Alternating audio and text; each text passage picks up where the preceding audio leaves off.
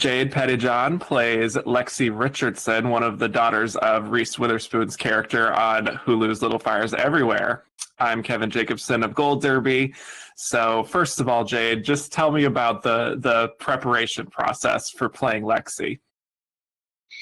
It was a really extensive preparation process, which was sort of an actor's dream. And it really just included really beautiful, long conversations with Liz Tigelaar, our showrunner, as well as Lynn Shelton and the rest of the production team, which was predominantly female, which was very refreshing. So it was very in-depth. And for me, it was really about getting into the headspace and mentality of Lexi Richardson, the character who's so deeply flawed, and I wanted to just get into that headspace and understand it as much as I could and bring Celeste Ng's story and Liz's adaptation to life as best that I could. Mm-hmm. And so how did you actually first come to be involved with the show? Did you know about the novel before you were cast? I did. I was aware of the novel. I loved it. But then I got the audition, and so I read it again from the viewpoint of looking through Lexi's point of view. And it was a really straightforward process. I mean, usually auditions for television series are quite extensive. They're long processes. But I auditioned for David Rubin, and I love him so much. He is...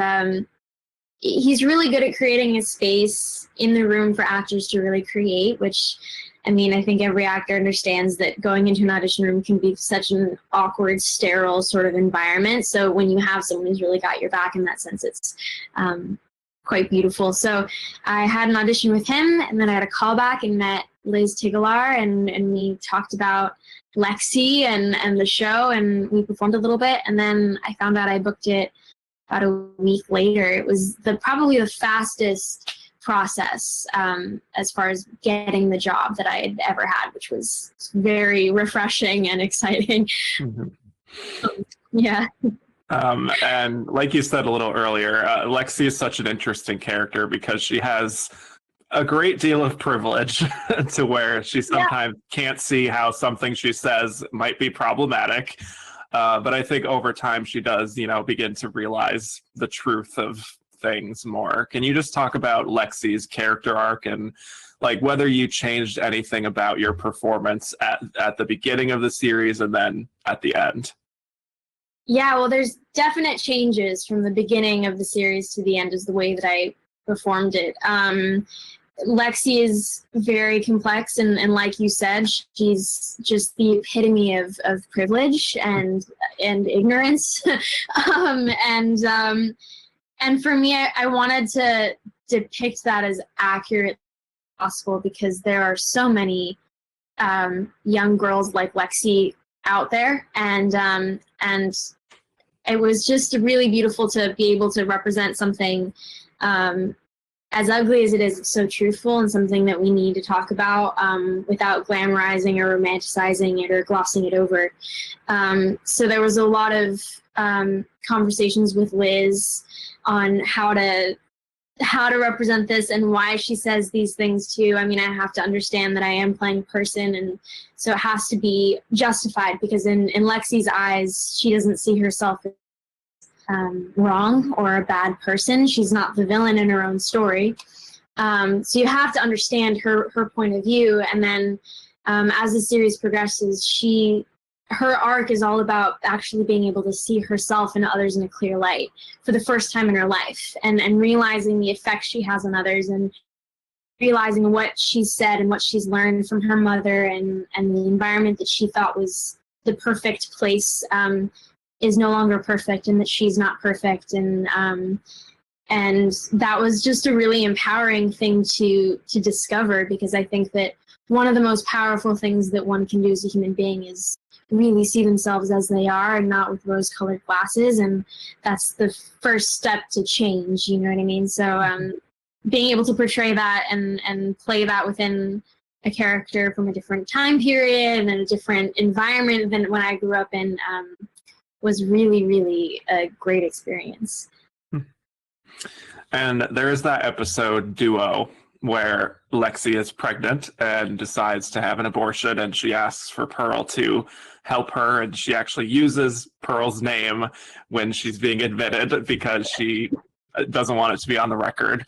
I mean, when that episode was coming up for you and you knew what Lexi would do and what you would have to go through also as an actress in that episode, what was running through your mind? So many emotions. I think, even as the people that watch the episode probably feel a little bit conflicted, that's also how I felt.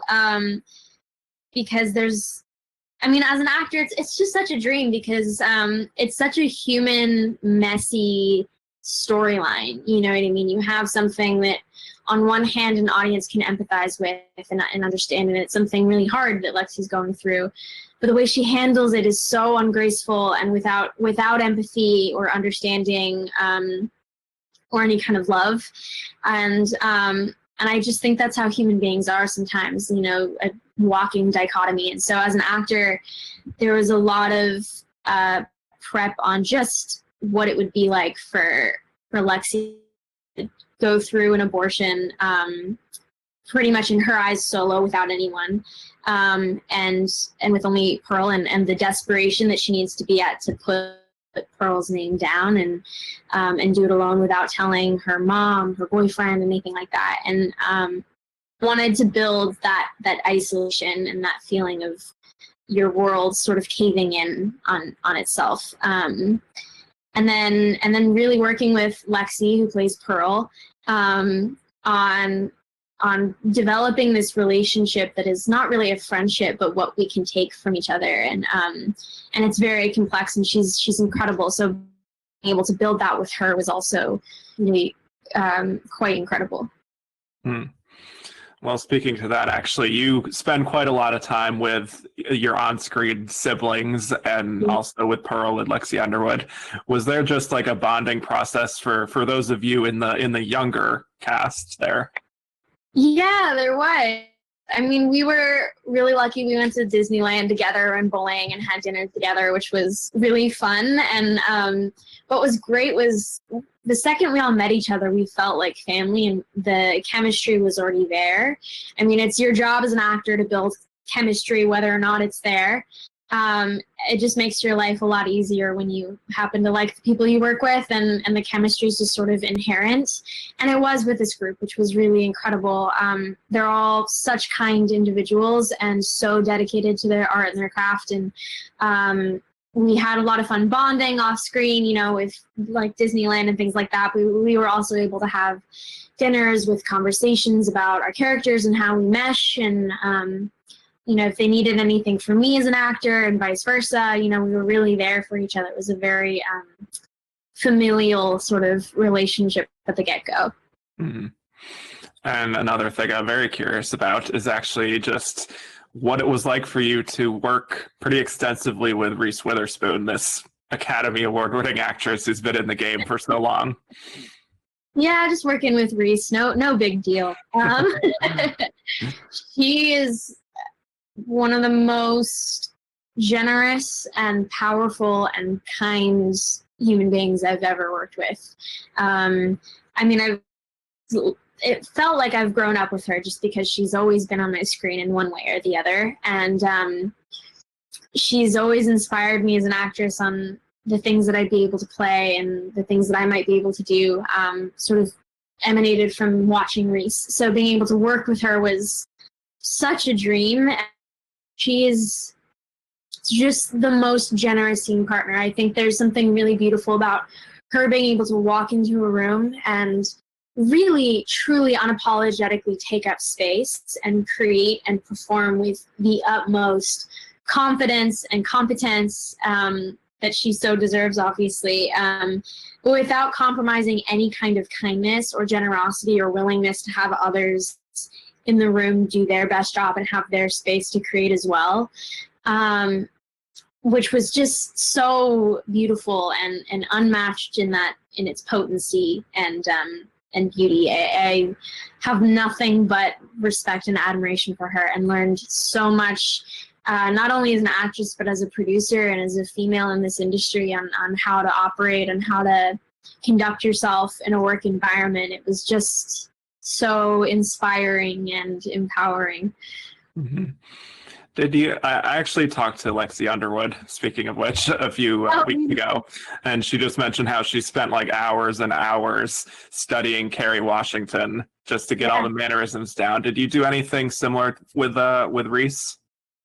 I did. I definitely spent a lot of time observing her. I think also because our characters are very good, and my character Lexi really is sort of the mini version of Elena, and there's sort of like a little vessel between each other. So I really wanted to make sure that I duplicated sort of the mannerisms that I think daughters inherently just grab from mothers, whether or not they want to.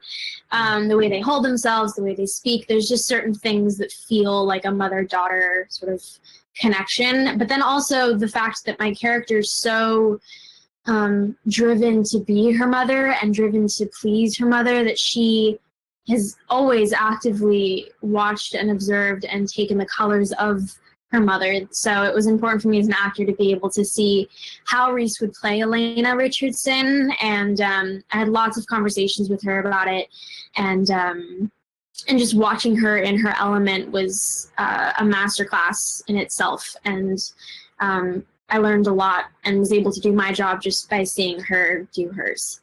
Mm-hmm. And the final episode, we have Lexi finally confronting Elena about just all the expectations that she's having to deal with just to be the perfect daughter. And she says she's not perfect, and Elena just screams at her, "Yes, you are." And it's such a visceral moment. I feel like I'm still shaking from it. But can you just tell us about filming that scene? That was one of the most satisfying and fulfilling, yet also draining moments on set. We had spent hours on that one little part of that scene, that hallway scene, and we had done so many different ways, where she whispers it, when she yells it, when I'm yelling at her, when I'm crying, when I'm more angry, there's so many different colors. And we got to that moment, and it just felt like that was, as you're still shaking now, we were too when we were doing it. And it just felt so real and so much like the breaking point, because literally the next scene, my character goes for the gas. So she needs to have a reason to do that. And so when we were filming that, it was such a embracive process with Lynn Shelton, our director, Liz Tigelar, as well as Reese, and we were all working together on building that energy and that amount of desperation and the stakes it hold, and it was just such a beautiful moment to represent a character who's been perfect and perfectly raveled the entire series, and unraveling behind closed doors, but really being able to unravel in front of the person that she wanted to be perfect for in the first place. That was just such a powerful confrontation. Right. So where do you imagine that Lexi goes from here? Have you given much thought to where Lexi would be now after such a tumultuous year that I imagine would be pretty life-changing in many ways? Yeah, it's definitely life-changing and tumultuous. It's funny, I was talking to Liz about this when we were filming, about what would happen to Lexi as she continues on with her life. Would she go to Yale? Would she not? Would she, what would happen, right? And I think ultimately the question is, how much does someone really change? And is that a permanent change or not? And how far can someone really change in such a short amount of time? And for me, I really hope that people do, and I really hope that Lexi carves out a new life.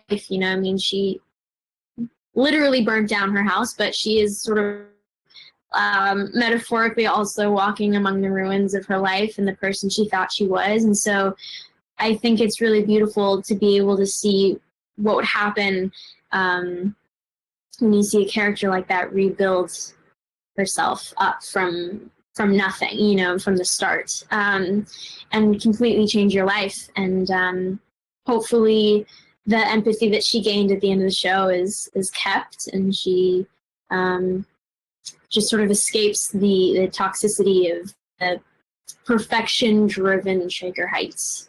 Yeah. So was there anything about just doing this series that you think will stick with you, either in your future projects or even in your regular life, just about telling this story that tackles so many subjects, from race to privilege to motherhood, all these different things?